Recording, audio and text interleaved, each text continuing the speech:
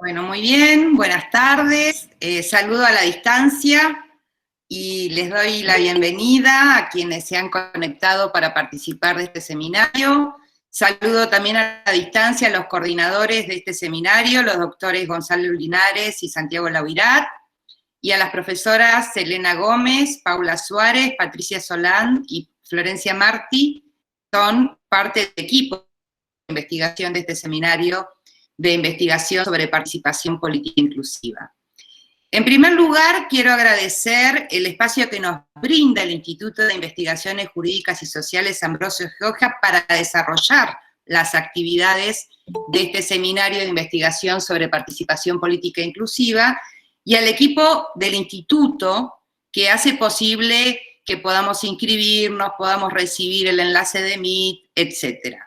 Y también un especial agradecimiento a la Oficina de Comunicaciones de la Facultad de Derecho, que también se ocupa de difundir, de diagramar todo lo relacionado con este tipo de eventos.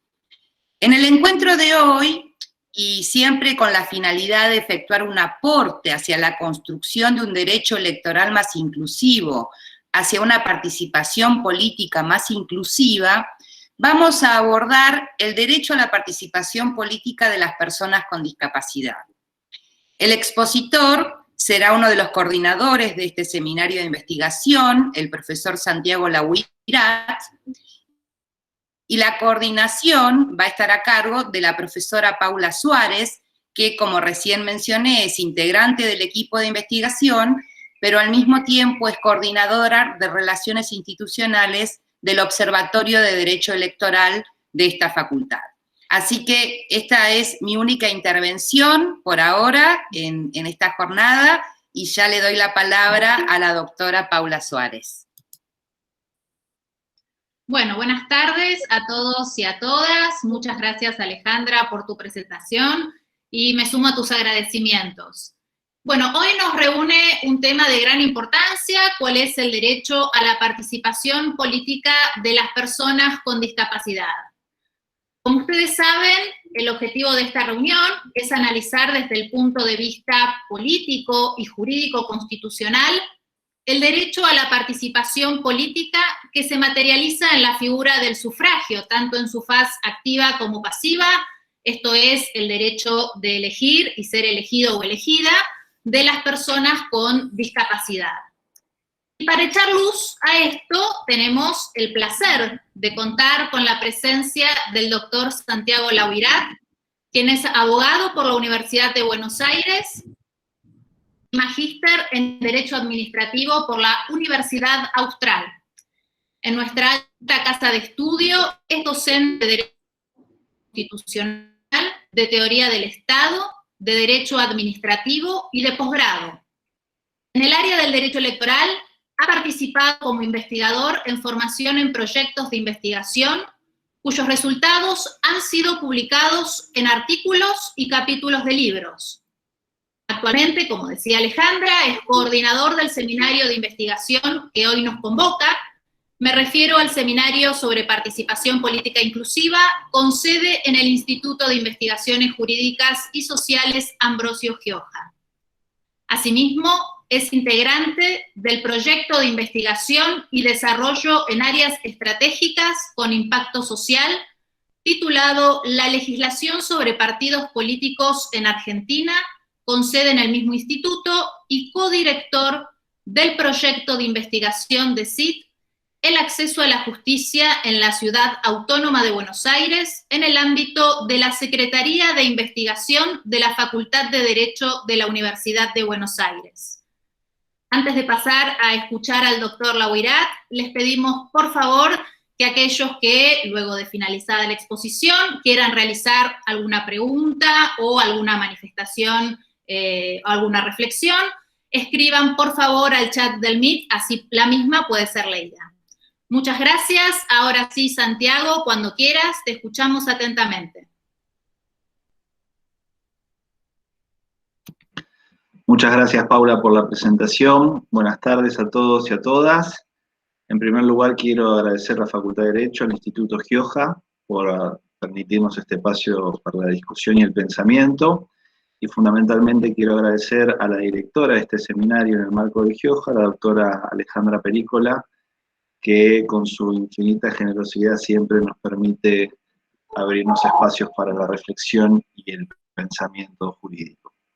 Bueno, como mencionaba Paula, el objetivo de esta charla es discutir desde el punto de vista jurídico, constitucional y político, y en el marco de este seminario de la representación política inclusiva exigida por nuestra Constitución, el derecho a la participación política, ¿sí? El derecho a elegir, el derecho a ser elegido de las personas con discapacidad.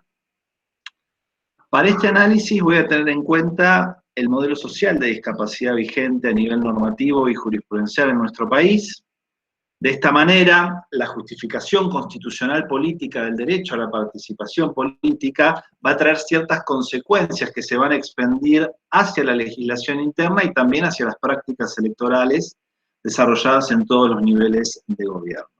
En primer lugar, me voy a referir al contexto normativo local e internacional de los derechos políticos de las personas con discapacidad. Luego abordaré el tratamiento de ese derecho desde el derecho judicial de la Corte Suprema de Justicia.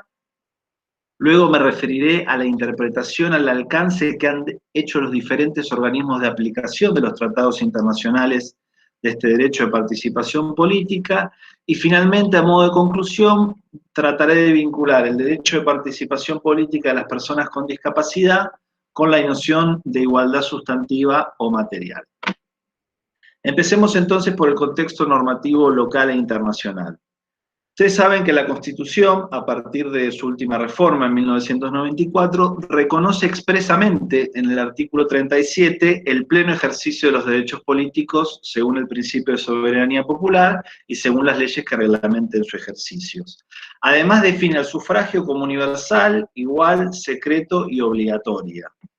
En esta misma línea y en el marco de las atribuciones del Poder Legislativo está el artículo 75, inciso 23, que fija la obligación de legislar y promover medidas de acción positiva para garantizar la igualdad real de oportunidades y de trato y el pleno goce y ejercicio de los derechos constitucionales y convencionales, en particular en lo que aquí nos interesa, de las personas con discapacidad. A nivel internacional tenemos la Convención sobre los Derechos de las Personas con Discapacidad, que actualmente goza de jerarquía constitucional a partir del año 2014 con la sanción de la Ley 27.044, que establece directrices y medidas que los Estados partes se comprometen obviamente a observar de buena fe, y que muchas tienen vinculación, como vamos a ver, respecto al derecho al voto, y en términos más generales a la participación política de las personas con discapacidad. Entre los principios generales que allí se enuncian podemos mencionar la no discriminación, la participación e inclusión plena y efectiva en la sociedad, la accesibilidad, la autonomía individual, incluida la libertad de tomar las propias decisiones. Y en cuanto a los derechos, en particular en el artículo 12, se hace hincapié al reconocimiento de la personalidad y las capacidades jurídicas de las personas con discapacidad, en igualdad de condiciones con los demás y en todos los aspectos de la vida, y la concomitante obligación de los Estados partes de adoptar todas las medidas que sean necesarias y pertinentes para proporcionar el acceso al apoyo para el ejercicio de estas. Específicamente en el artículo 29 se enfatiza la participación en la vida política y pública de las personas con discapacidad. En este sentido se les reconoce expresamente sus derechos políticos en igualdad de condiciones con los demás y se establece el deber de asegurar plena y efectivamente la participación en la vida política y pública, ya sea directamente o a través de los representantes libremente elegidos. Se incluye obviamente el derecho a votar y a ser elegidos, pero se lo hace en función de los siguientes ítems que los Estados partes tienen que tener muy presente para lograr la efectividad del ejercicio de ese derecho. En primer lugar, la adecuación y la accesibilidad de los procedimientos, las instalaciones y los materiales electorales, es decir, que sean fáciles de entender y de utilizar. En segundo lugar, la protección del derecho a votar en secreto, sin intimidaciones, y a presentarse efectivamente como candidatos en las elecciones o a ejercer cargos o desempeñar cualquier tipo de función pública en todos los niveles de gobierno. En tercer lugar, y vinculado con lo anterior, la libertad de expresión de la voluntad como electores. Para esto, cuando sea necesario, se tiene que prever la asistencia necesaria para votar. Y finalmente se prevé la promoción activa de un entorno adecuado para la participación plena y efectiva en la dirección de los asuntos públicos sin discriminación. Lo que podemos observar entonces en este contexto es que a nivel constitucional y a nivel del derecho internacional de los derechos humanos, las personas con discapacidad gozan de un amplio reconocimiento en sus derechos fundamentales. Además, para su correcta realización también se consagran un florilegio de obligaciones jurídicas a cargo de los Estados partes, cuyo incumplimiento podría degenerar en responsabilidad internacional ante los organismos de aplicación de los tratados internacionales de que se trate. Ahora bien, en el ámbito del derecho de las personas con discapacidad, descuella por su importancia la obligación estatal de realizar los denominados ajustes razonables para el ejercicio efectivo de sus derechos constitucionales y convencionales. Por ajustes razonables, la Convención sobre los Derechos de las Personas con Discapacidad entiende con carácter muy amplio a todas aquellas modificaciones y adaptaciones que sean necesarias, adecuadas, en la medida que no impongan una carga desproporcionada o indebida, y cuando se requieren en un caso particular, para garantizar a las personas con discapacidad el goce o el ejercicio en igualdad de condiciones con los demás de todos los derechos humanos y libertades fundamentales. De cara al cumplimiento de esta obligación estatal de realizar los ajustes razonables para garantizar este correcto ejercicio de los derechos de las personas con discapacidad, y en lo que aquí nos interesa, el derecho al voto, nuestro Congreso Federal sancionó una serie de leyes tendientes a asegurar la accesibilidad electoral.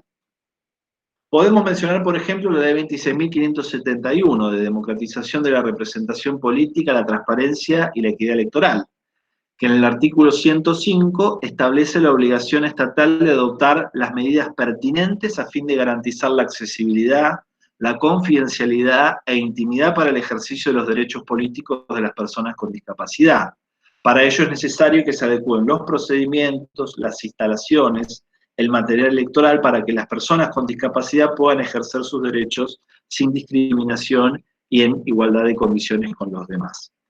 Otro de los ejemplos que podemos mencionar es la Ley 26.774, la Ley de Voto Joven, que en el artículo 94 prevé expresamente que los electores ciegos o con una discapacidad o condición física permanente o transitoria que le impida el ejercicio al voto puedan sufragar asistidos por el presidente de mesa o bien por una persona de su elección, de su confianza, en la medida que acredite debidamente su identidad, en los términos en que se fije en la reglamentación, y asimismo se deja sentado esa circunstancia en el padrón de la mesa y en el acta de cierre de la misma, consignando los datos del elector y de la persona que lo asiste. En esta misma línea, el Congreso también sancionó la Ley 26.858, que busca asegurar el derecho al acceso, la deambulación y la permanencia de las personas de discapacidad acompañadas por perro guía a lugares públicos y privadas de acceso público, entre los cuales podemos mencionar, obviamente, los lugares en donde se llevan los comicios a cabo. A partir de la inclusión de estas cláusulas, el Estado Nacional lo que intenta hacer es asegurar la accesibilidad electoral, entendida, como dijimos, como la eliminación de todas esas barreras u obstáculos que impiden a las personas con discapacidad a participar en las elecciones y ejercer su derecho a votar. Mencionamos solo a título de ejemplo la colocación de rampas de acceso, la colocación de rampas para el acceso y el desplazamiento, indicaciones claras con dispositivos que le permitan a las personas con distintas capacidades visuales conocerlas, además también de la capacitación de las autoridades de mesa para que brinden los apoyos requeridos. Y en este sentido es relevante, como mencionaba anteriormente, el voto asistido, que le permite a la persona con discapacidad entrar al cuarto oscuro acompañada por alguien de su confianza. Este voto asistido es aplicable no solamente para las discapacidades de tipo visual, sino también para cualquier tipo de limitación física permanente o transitoria. En definitiva, en pos de la accesibilidad electoral y de asegurar el cumplimiento del mandato constitucional en los términos del 37 de la Constitución, si existieran impedimentos para el acceso al establecimiento, a la mesa electoral o para la emisión del voto, las autoridades del comicio deben asistir a la persona con discapacidad, ya sea trasladando la urna donde corresponda, ya sea utilizando un cuarto de la mesa más cercana a la entrada del establecimiento, independientemente de la discapacidad de que se trate, visual, auditiva, motora, intelectual, de movilidad reducida, etc. Ahora bien, ¿cuál es el problema jurídico que se presenta en este contexto? El problema está en que, sin perjuicio de que el texto constitucional y las normas convencionales que cité protegen y buscan garantizar los derechos de las personas con discapacidad, en particular estamos hablando de los derechos de participación política, nuestro Código Nacional Electoral parece no dar la protección adecuada. ¿Por qué? Si nosotros tomamos el artículo 1 del Código Nacional Electoral, allí se definen a los electores, y se los define como los argentinos nativos por opción desde los 16 años de edad, y a los argentinos naturalizados de los 18, que no tengan ninguna de las inhabilitaciones previstas en la ley, y ahora viene lo que nos importa. Y dentro de las exclusiones del padrón electoral se menciona a los dementes declarados tales en juicio. Esto está en el artículo 3, inciso A. En este contexto nos aparecen algunas preguntas. En primer lugar, ¿podría compatibilizarse semejante exclusión prevista en la ley electoral con las disposiciones y principios constitucionales y convencionales que, como vimos, buscan resguardar y garantizar la participación en la vida política y pública de las personas con discapacidad, como por ejemplo la discapacidad mental? En segundo lugar, ¿sería susceptible de declaración de inconstitucionalidad ese artículo del Código Nacional Electoral por una contradicción manifiesta e insalvable con estas disposiciones constitucionales y convencionales tendientes a asegurar el derecho del sufragio activo de las personas con discapacidades mentales? En tercer lugar, ¿la letra del Código Nacional Electoral se ajusta al actual modelo social de discapacidad del que nuestro país participa vía la ratificación de los instrumentos internacionales de derechos humanos, algunos con jerarquía constitucional? Todos estos interrogantes fueron planteados y resueltos por el derecho judicial de la Corte Suprema de Justicia en una causa que haré mención a continuación, que es una causa que fue resuelta relativamente hace muy poco, que es la causa FHO sobre artículo 152 ter del Código Civil, y fue resuelta en el año 2018. Es una causa muy interesante porque toca distintos aspectos del derecho, porque en esa causa la Corte lo que hace es interpretar o definir los alcances del artículo 3, inciso A del Código Nacional Electoral, que, como les decía, excluye del padrón electoral a los dementes declarados tales en juicio. Entonces, lo que va a hacer la Corte es interpretar ese artículo de cara al texto de la Constitución y de cara al derecho internacional de los derechos humanos, en particular el vinculado con las personas con discapacidad. ¿Qué había pasado en el caso? Bueno, la Justicia Nacional en lo Civil rechazó el pedido de rehabilitación del señor HOF, que son las siglas, y mantuvo la interdicción civil en los términos del artículo 54, inciso 3, y 141 del entonces Código Civil, y la mantuvo inclusive para ejercer el derecho al voto. Ese pronunciamiento fue confirmado por la Cámara de Apelaciones en lo civil. ¿Qué dijeron estos tribunales para llegar a esta conclusión? Bueno, los tribunales fundaron la inhabilidad para votar, obviamente en el artículo 3, inciso A del Código Nacional Electoral, y consideraron que esa norma no fue derogada, sino que fue complementada por la Convención Americana de Derechos Humanos y por la Convención sobre los Derechos de las Personas con Discapacidad, y a nivel interno por la Ley 26.657 de Protección de Salud Mental. Asimismo, puntualizaron que, si bien el artículo 29 de la Convención de los Derechos de las Personas con Discapacidad que mencioné anteriormente, establece que los Estados deben asegurar la protección de este derecho de las personas con discapacidad, esa cláusula es aplicable a los diversos supuestos de discapacidad física y mental allí previstos, excluidos los supuestos de dementes declarados tales en juicio.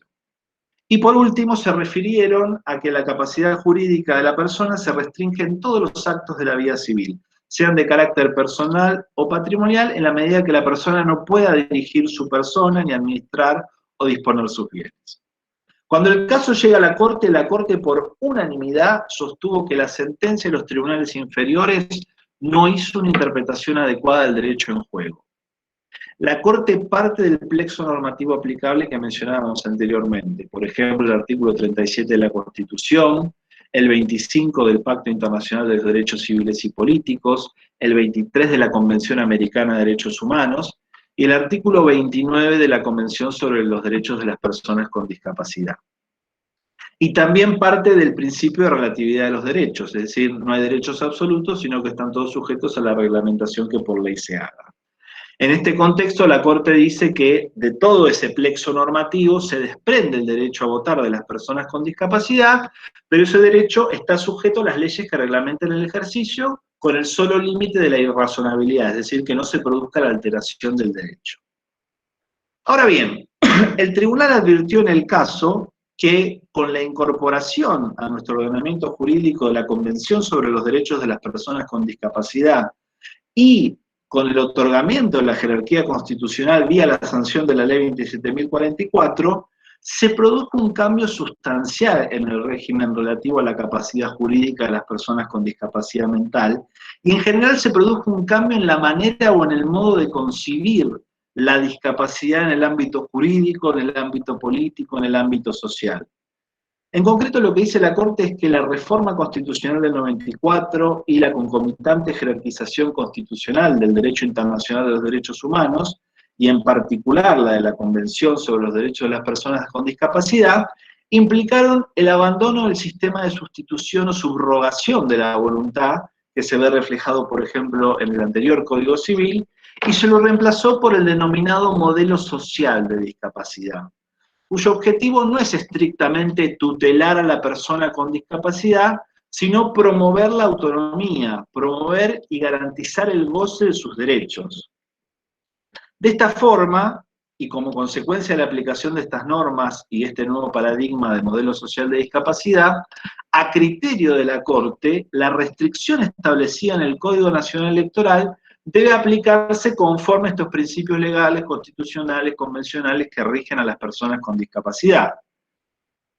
Por lo tanto, según el tribunal, lo que hay que hacer es una evaluación pormenorizada y específica sobre la capacidad para votar, además de la designación de los apoyos que sean necesarios para que la persona pueda ejercer autónomamente ese derecho si presenta algún tipo de dificultad para poder hacerlo. Y siempre debe respetarse a criterio del máximo tribunal su voluntad, o sea, la voluntad de la persona y sus preferencias, sin que medien conflictos de intereses ni influencias indebidas. Por lo tanto, el tribunal entiende que se compatibilizaría la norma electoral que reglamentó el ejercicio del derecho al voto con este modelo social de discapacidad emanante del plexo normativo arriba mencionado, y así resuelve el caso. De lo anterior, lo que podemos ver entonces es que la Corte evitó declarar la inconstitucionalidad del artículo 3, inciso A del Código Nacional Electoral, a partir de una interpretación sistemática y armónica entre el precepto electoral y las normas constitucionales y convencionales. Me pregunto entonces si el recurso al método de armonización que utilizó la Corte era viable en el caso, o si por el contrario el tribunal debió haber declarado la inconstitucionalidad de la norma electoral dada su contradicción manifiesta e insalvable con el bloque de constitucionalidad federal. Conocemos la inveterada jurisprudencia de la Corte en cuanto a que las normas no deben ser interpretadas en forma aislada o inconexa, sino como parte de una estructura sistemática considerada en su totalidad. También conocemos que el intérprete, a fin de dar una respuesta, tiene que realizar el máximo esfuerzo para tratar de armonizar, compatibilizar las normas en vez de suprimirlos, porque la declaración de inconstitucionalidad es un acto de suma gravedad institucional, es la última ratio del ordenamiento jurídico, por eso solamente frente a supuestos de insalvable contradicción el Poder Judicial debería declarar la inconstitucionalidad de una norma infraconstitucional para salvaguardar así la supremacía establecida en el artículo 31 de la Constitución. Creo que esta era la situación que se daba en el caso. Creo que la armonización del texto legal con los principios convencionales y los principios constitucionales no era jurídicamente posible. Creo que la única manera de garantizar el derecho al voto de las personas con discapacidad mental a la luz del modo en que está redactado el texto electoral era a través de la declaración de inconstitucionalidad. Creo además, desde el punto de vista comparativo institucional, que la inconstitucionalidad podría haber servido como un incentivo para que el Congreso de la Nación derogara con carácter definitivo este precepto y ajustase así nuestro derecho doméstico a las obligaciones internacionales derivadas del derecho internacional de los derechos humanos, que repito, su incumplimiento podría generar responsabilidad internacional del Estado argentino. Ahora bien, muchos podrían decir que, bueno, como consecuencia de la sanción y entrada en vigencia del Código Civil y Comercial, ese precepto quedó tácitamente derogado. Quienes sostienen o podrían sostener esa posición consideran entonces que en el ordenamiento jurídico ya no existe la categoría jurídica de demente y el paradigma de la capacidad jurídica cambió sustancialmente. En este sentido, la regla sabemos que es la capacidad y la excepción la incapacidad. Por ejemplo, los jueces pueden restringir la capacidad de las personas para determinados actos ante la existencia de un daño a sí misma o a sus bienes. A su vez, se le deben designar los apoyos necesarios y los ajustes razonables teniendo en cuenta las necesidades y las circunstancias de esas personas. Y por último, en el artículo 32 del Código Civil y Comercial se establece solo cuando esa persona se encuentra absolutamente imposibilitada de interaccionar con su entorno o expresar su voluntad de cualquier modo y el sistema de apoyo resulta ineficaz, recién en esa situación el juez podría declarar la incapacidad y designar un curador. Resumiendo, quienes sostienen entonces la derogación tácita del Código Nacional Electoral entienden que hacer el Código Civil y Comercial de la Nación una norma posterior específica que estableció un sistema que no admite limitación genérica a la capacidad de las personas, sino para actos específicos, esta sería la solución que debería primar, concibiendo a las personas con discapacidad mental como titulares y sujetos plenos de derechos. A mi modo de ver, la sanción y puesta en vigencia del Código Civil y Comercial no puede tomarse como un hecho que justifique la derogación tácita de la ley electoral. En realidad son normas de igual jerarquía normativa y además sabemos que las normas del Código Civil y Comercial son de aplicación subsidiaria. Consecuente, mal podría implicar una derogación de una ley destinada a regular otro tipo de relaciones jurídicas. Si bien es cierto que el nuevo Código Civil y Comercial enfatiza la regla de la capacidad y libertad, tampoco puede perderse de vista que el legislador no eliminó de lleno la declaración de incapacidad absoluta para casos de imposibilidad absoluta de interacción con el entorno y la imposibilidad de expresar la voluntad por cualquier modo. Esto con relación al derecho judicial y el derecho de la participación política de las personas con discapacidad. Pasamos ahora a ver cómo ha sido tratado este derecho en cuanto a su alcance en el ámbito internacional. Podemos citar, como ejemplo, en el año 2011, la Oficina del Alto Comisionado de las Naciones Unidas para los Derechos Humanos, por solicitud del Consejo de Derechos Humanos, elaboró un estudio temático sobre la participación de las personas con discapacidad en la vida pública y en la vida política. Más allá de su obligatoriedad o no para los estados partes de este documento, de este estudio, es interesante verlo porque da cuenta de las buenas prácticas que habría que desarrollar en relación con la participación de las personas con discapacidad en las elecciones y establece una serie de limitaciones a la participación igualitaria y efectiva en los asuntos públicos. Entre los principales puntos que podemos mencionar en el documento está, en primer lugar, el concepto amplio de la participación en la vida política y pública de las personas con discapacidad en lo relativo al derecho a votar y a ser elegido, lo cual favorece la igualdad de oportunidades, la autonomía personal y el derecho al reconocimiento de la personalidad jurídica. En segundo lugar, reconoce la interdependencia del derecho a la participación en los asuntos públicos con otros derechos que favorecen su realización plena, como por ejemplo la salud, la educación, el empleo, el acceso a los bienes y servicios.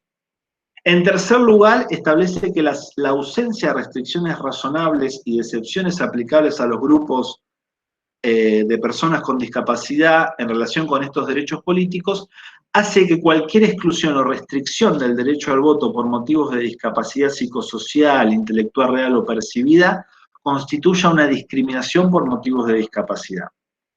En cuarto lugar, y esto es muy interesante, establece la decisión del derecho a la participación política de la capacidad jurídica del individuo. Esto es interesante porque en numerosos países como el nuestro, estas dos situaciones, como vimos en el fallo, están unidas. Es decir, son sistemas jurídicos que establecen cláusulas de exclusión automático por la que se deniega el derecho a la participación política a todas las personas que son objeto de alguna medida de protección, ya sea de tutela total o de tutela parcial, independientemente del grado efectivo o individual de la capacidad funcional. Luego se establece la necesidad de eliminar las barreras que impiden a las personas con discapacidad ejercer su derecho a votar y a participar en las elecciones. Barreras que van desde el desconocimiento de este derecho por la falta de información que es inaccesible, hasta barreras de tipo físico en los establecimientos electorales. También se establece que las modalidades de votación alternativa solo deben implementarse cuando las personas con discapacidad les resulte imposible o extremadamente difícil votar en los establecimientos electorales. En este sentido, lo que dice el documento es que la utilización generalizada de la asistencia para votar y las modalidades de votación alternativa para asegurar esa participación no serían compatibles con las obligaciones generales contraídas por los estados de la Convención sobre los Derechos de las Personas con Discapacidad.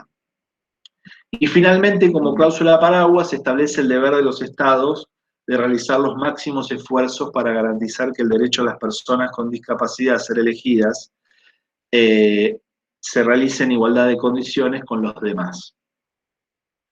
Otro ejemplo que podemos mencionar es el del Comité de Derechos Humanos. El Comité de Derechos Humanos es el organismo de aplicación y monitoreo del Pacto Internacional de Derechos Civiles y Políticos, que en su momento emitió la observación general número 25 acerca de la participación en los asuntos públicos y el derecho al voto. Y allí se menciona la importancia de asegurar el carácter universal del sufragio, de manera tal que las condiciones para el ejercicio del sufragio sean basadas en criterios objetivos y razonables.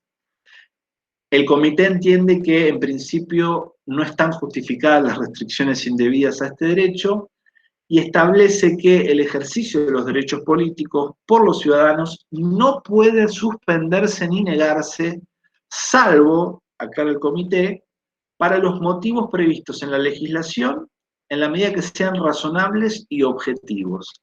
Y entre los ejemplos de esa legislación coloca a la incapacidad mental verificada. Si el Comité de Derechos Humanos considera que la incapacidad mental verificada puede ser motivo para negar a una persona el derecho a votar o a ocupar un cargo público. Desde esta atalaya, entonces, la restricción efectuada por nuestra ley electoral argentina no resultaría repugnante a la letra del Pacto Internacional de los Derechos Civiles y Políticos en función de lo que interpreta el Comité de Derechos Humanos. Ahora bien, tenemos que tener en cuenta que esta observación general se emitió en el año 96. Es decir, la interpretación efectuada por el comité podría verse ampliamente superada por la Convención sobre los Derechos de las Personas con Discapacidad, que fue aprobada 10 años después de la emisión de este documento. Y en esta convención, como vimos, se establecen claramente los derechos y obligaciones derivados de la participación la participación política de las personas con discapacidad, y se adopta un enfoque completamente distinto para promover el derecho a la igualdad. En el ámbito regional interamericano, si bien la Corte Interamericana no ha tratado todavía un caso específico referido a la vulneración de los derechos políticos de las personas con discapacidad, sí tuvo la oportunidad de pronunciarse respecto del goce de los derechos políticos de grupos que se encuentran en situación de vulnerabilidad o marginalidad. En ese sentido, la Corte Interamericana sostuvo que las condiciones que autorizan una restricción al ejercicio efectivo de un derecho político tienen que estar establecidas en una ley formal y tienen que estar justificadas en razones de interés público en el marco de una sociedad democrática. Finalmente, quiero traer a colación las observaciones finales sobre el informe inicial presentado por el Estado argentino ante el Comité sobre los Derechos de las Personas con Discapacidad, que es el comité que interpreta y aplica el pacto homónimo.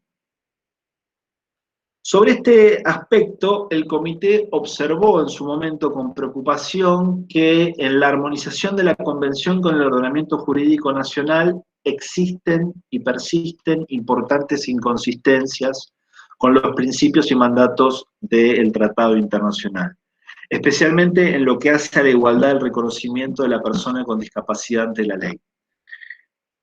Y en este punto instó al Estado argentino a que adopte las medidas necesarias para armonizar toda su legislación a nivel federal, provincial, local, con los preceptos de la Convención, a partir de una estrategia amplia, integral, y teniendo en cuenta este modelo social o este modelo de derechos humanos de la discapacidad. Y en relación con los derechos de participación en la vida política y pública, el Comité sobre los Derechos de las Personas con Discapacidad expresó especial preocupación respecto a los siguientes puntos. En primer lugar, que las reformas al Código Electoral en su momento no incluyeron a las personas declaradas incapaces por vía judicial, las cuales continúan siendo privadas de su derecho al voto. Y en segundo lugar, la falta de medidas adecuadas para garantizar la accesibilidad electoral a las personas con discapacidad que se encuentran institucionalizadas para que puedan salir a votar. Por lo tanto, recomendó por un lado la revisión del Código Electoral y realizar las modificaciones necesarias para alinearlo con los parámetros de la Convención, y en segundo lugar, recomendó generar los esfuerzos necesarios para garantizar el acceso a las urnas electorales de las personas con discapacidad institucionalizadas. Finalmente, con relación a esta charla, me gustaría vincular el derecho a la participación política de las personas con discapacidad con la desigualdad estructural o con el principio de igualdad sustantiva o una concepción más robusta de la igualdad.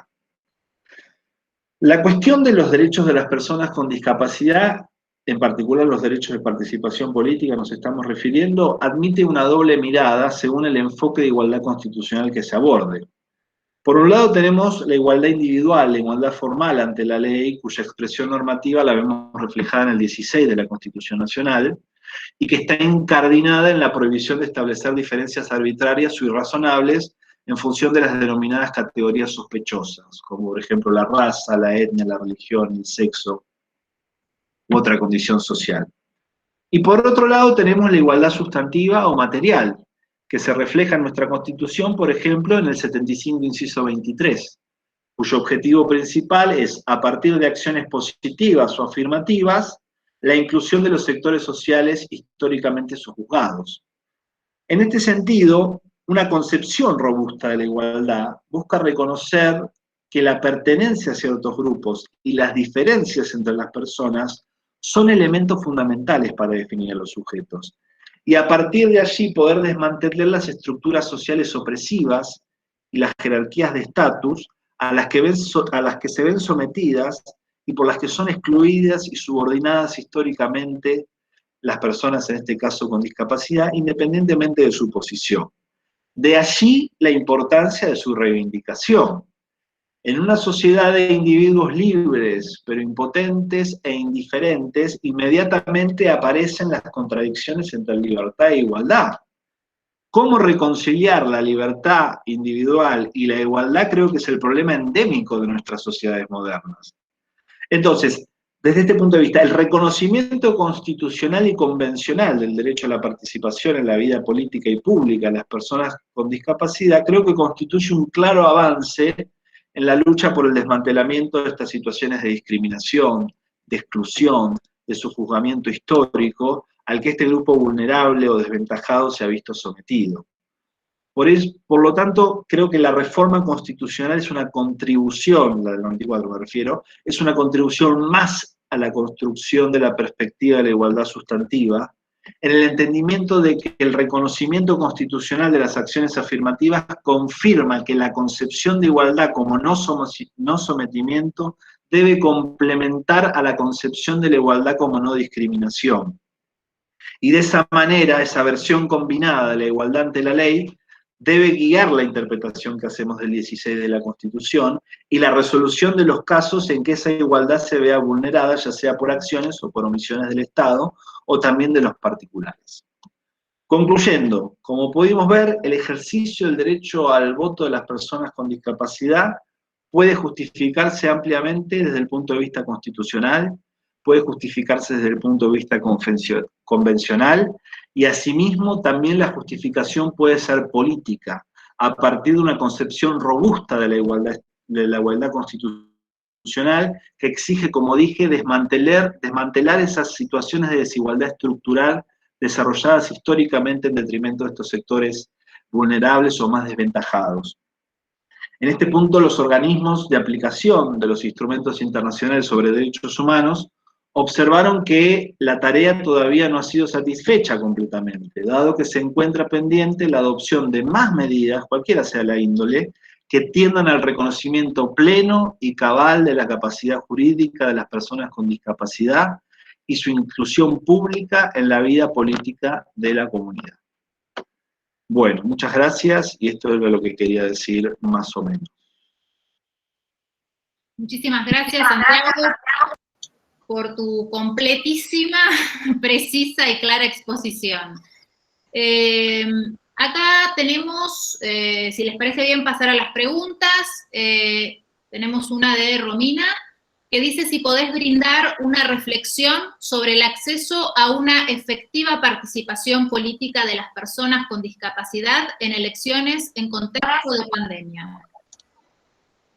Bueno, gracias, Romina, por tu pregunta.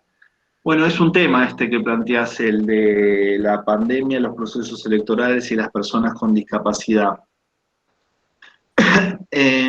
Por ejemplo, para ilustrar este tema podemos tomar el Instituto Interamericano de Derechos Humanos. El Instituto Interamericano de Derechos Humanos sacó una serie de, más bien un documento, que lo denominó, esperen un segundo. Ahí. El Instituto Interamericano de Derechos Humanos sacó un documento que lo llamó América Latina, Elecciones en Tiempos de Pandemia, donde lo que busca un poco es introducir el debate del impacto de la crisis sanitaria en el desarrollo de los procesos electorales, y lo que hizo ese instituto en el documento es recopilar los distintos protocolos sanitarios elaborados por los organismos electorales que celebraron los procesos electorales en el año pasado, en el marco de la pandemia, por ejemplo, Bolivia, Brasil, Chile, Uruguay, entre otros, que obviamente se vieron en la necesidad de desarrollar medidas sanitarias para garantizar la protección de la población que estaba sometida a este proceso electoral. Con relación a las personas con discapacidad, por ejemplo, en Chile se dispuso tener a disposición en cada local de votación de plantillas de braille o con ranuras para la emisión del voto por parte de los electores con discapacidad visual, la cual debía ser desinfectada después de cada utilización.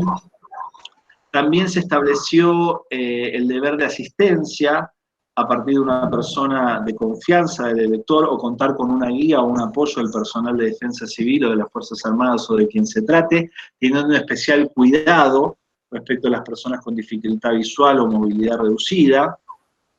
También para el caso de los adultos mayores y las personas con discapacidad visual, se estableció que el criterio era el reforzamiento de las medidas sanitarias en forma estricta, es decir, todas las medidas que nosotros ya conocemos aplicadas al ámbito del proceso electoral.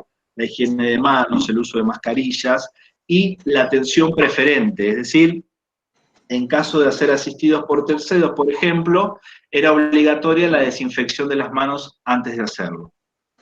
También se evitó que los delegados de los locales de votación en Chile estén compuestos por personas que integran el grupo de los adultos mayores, porque sabemos que son los que corren el mayor riesgo de presentar complicaciones graves, producto de la enfermedad del COVID-19.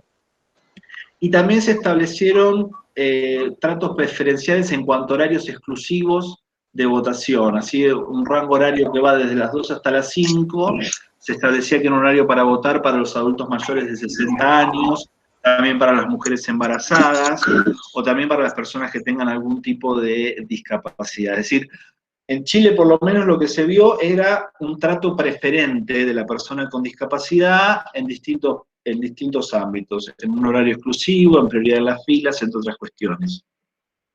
También el CAPEL, que es el Centro de Asesoría y de Promoción Electoral, lanzó un documento que llamó Consideraciones para el establecimiento de un protocolo para la celebración de las elecciones en el contexto de pandemia, donde estableció una serie de reglas a seguir, sobre todo para los adultos mayores y las personas con discapacidad, que va un poco con la línea que mencionaba anteriormente, es decir, determinar rubros de prioridad para adultos mayores, para ciudadanos con discapacidad, y preverles las facilidades como una mesa auxiliar para los votantes que no puedan asistir a la hora señalada, y también ubicar, esto es interesante, ubicar las mesas electorales en los centros de cuidado de estas personas adultos mayores o de las personas con discapacidad. En nuestro país, la Dirección Nacional Electoral sacó un documento de trabajo que llamó Elecciones y COVID-19, donde establece como un análisis de la agenda electoral en un contexto de pandemia. Y ahí lo que hace la Dirección Nacional Electoral es verificar todas las experiencias alrededor del mundo donde se verificaron procesos electorales y más o menos establece cuáles fueron las cuestiones que se tuvieron en cuenta en los distintos países. Con relación a las personas con discapacidad, hay algunas experiencias interesantes. Por ejemplo, en Surinam dice el documento que se permitió el voto asistido a las personas con discapacidad. En Estados Unidos se menciona el ejemplo, por ejemplo, el estado de Ohio, donde si bien predominantemente la votación era postal, a las personas con discapacidad, las personas con discapacidad fueron animadas a votar en persona. En Croacia, por ejemplo, se estableció que los miembros de la mesa electoral visiten a los votantes con discapacidad, es decir, que vayan a las casas y que realicen el acto del voto en la puerta de entrada, y si no podían dirigirse a la puerta de entrada, bueno, entraban a la casa y el protocolo establece que debían sacarse los zapatos, ingresar y que se produzca el acto electoral. En Macedonia del Norte, por ejemplo, se estableció que la votación dure 3 días. Entonces se estableció que un día vayan las personas contagiadas de COVID y los que estaban en cuarentena, otro día que vayan las personas con discapacidad y otro día que vayan el resto de la población. En Nueva Zelanda, por ejemplo, también se extendió el servicio de votación por dictado telefónico, disponible para personas ciegas, parcialmente ciegas o que tengan algún otro tipo de discapacidad física. Y en Burundi se habilitó el voto por poder. Es decir, las personas podían otorgar un poder y el poder dante le otorgaba ese poder, el poder firmado, y se dirigía a la mesa electoral con el certificado de discapacidad de la persona y se realizaba esa votación. Por lo tanto, en el marco de lo que es los derechos políticos de las personas con discapacidad en contexto de pandemia, hay mucho para pensar y estas experiencias comparadas que fueron recogidas por estos documentos a nivel interamericano y a nivel nacional pueden resultar interesantes para pensar en nuestro próximo proceso electoral. Si me esperan un segundo. Bien, acá volví.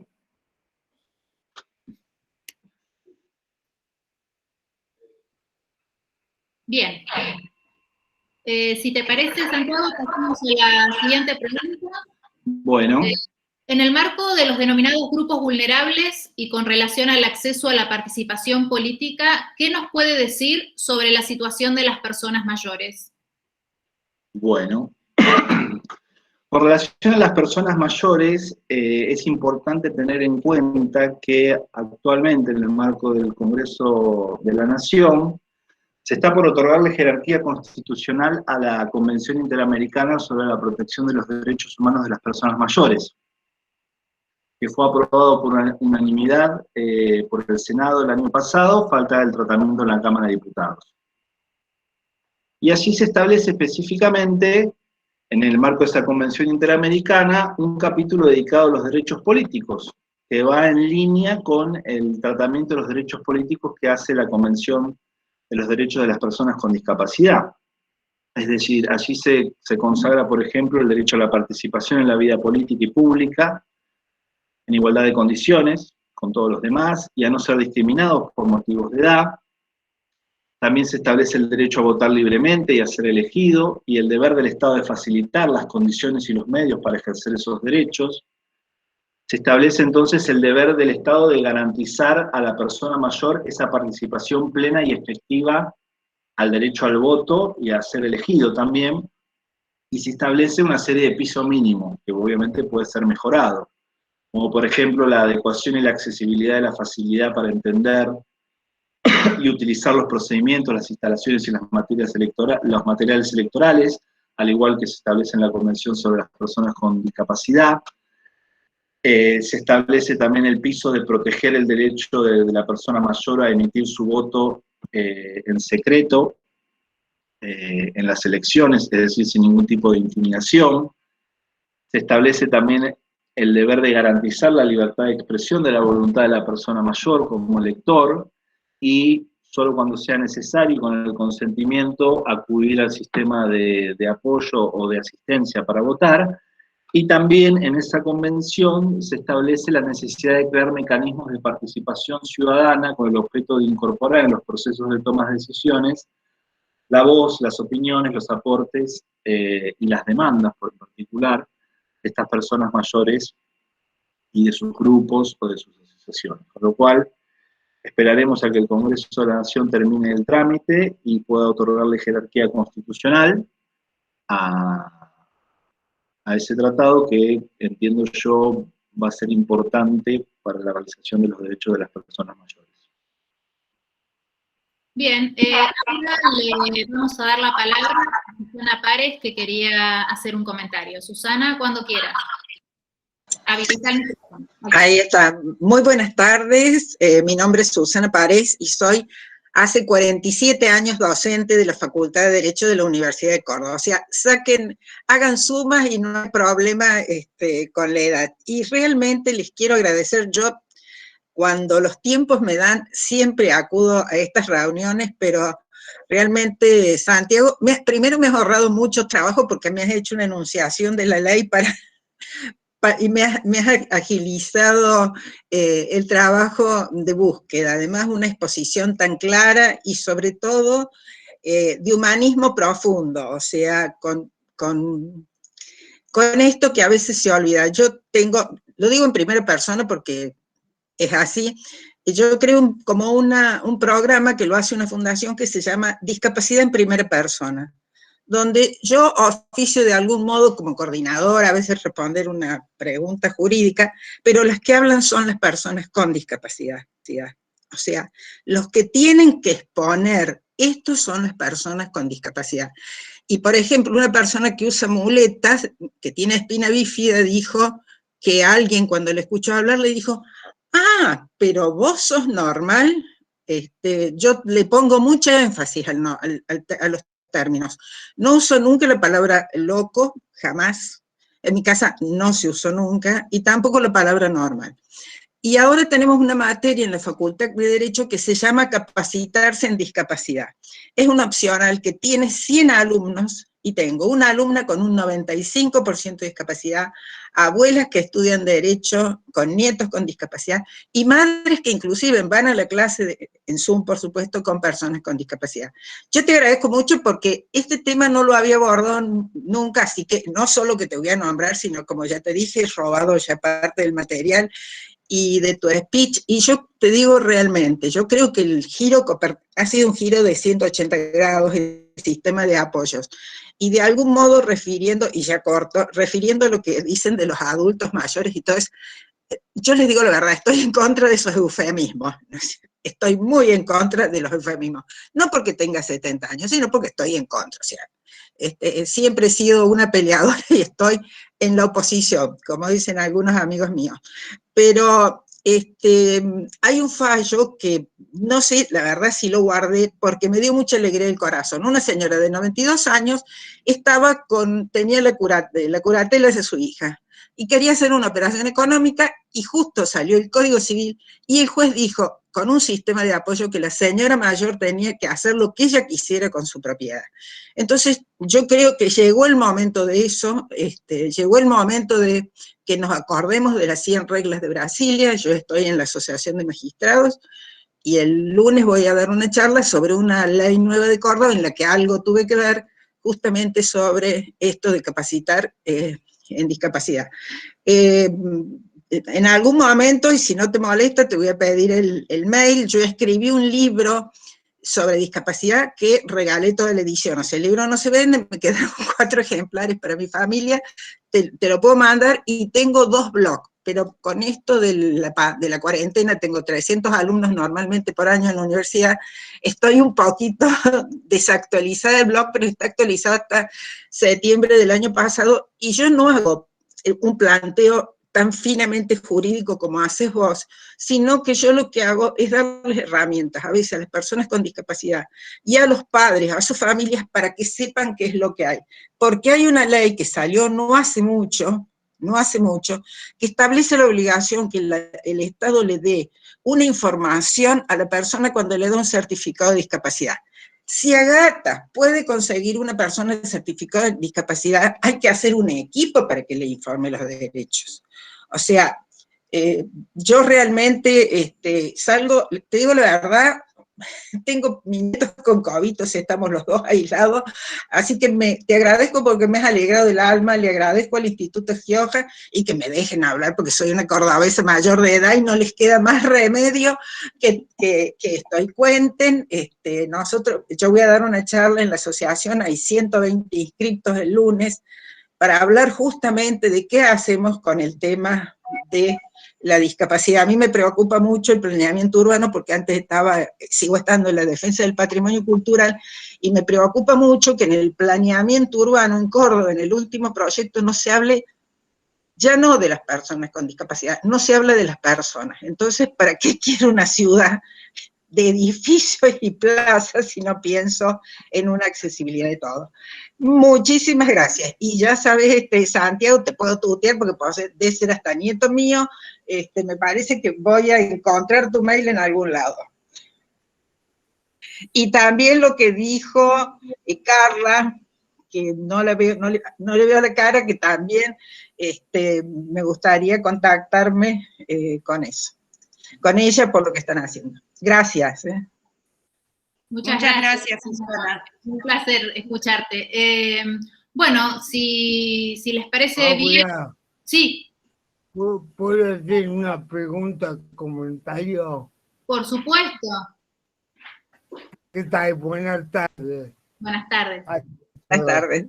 Buenas tardes. Yo justamente, yo soy discapacitado motriz y nacimiento, abogado, politólogo, periodista, pero bueno, quería hacer una pregunta puntual a Santiago.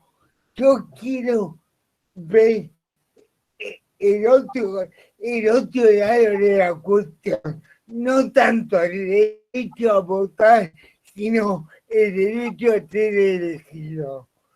Si hay algún movimiento, algo legislativo, algún tipo de cupo, algo, porque yo veo, salvo el caso de Jorge Rivas, que fui a posteriori, no conozco ningún caso, capaz que me equivoco, ningún caso de un discapacitado que haya sido electo senador o diputado.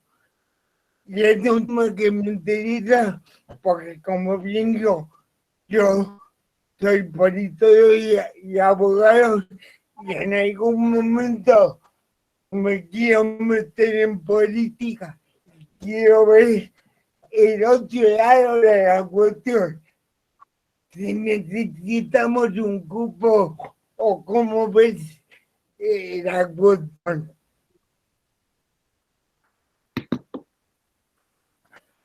No sé si se entendió. Sí, perfecto, Juan Manuel.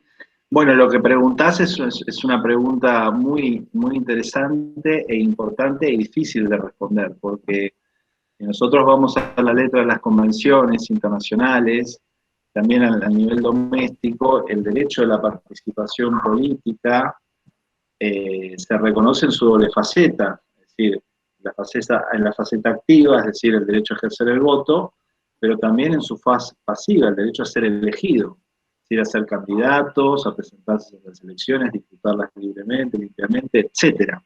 Creo que ahí en lo que planteás es un desafío muy importante y que todavía no se hizo lo suficiente, quizás desde el ámbito de los ámbitos institucionales, para promover esa faceta del sufragio en las personas con discapacidad.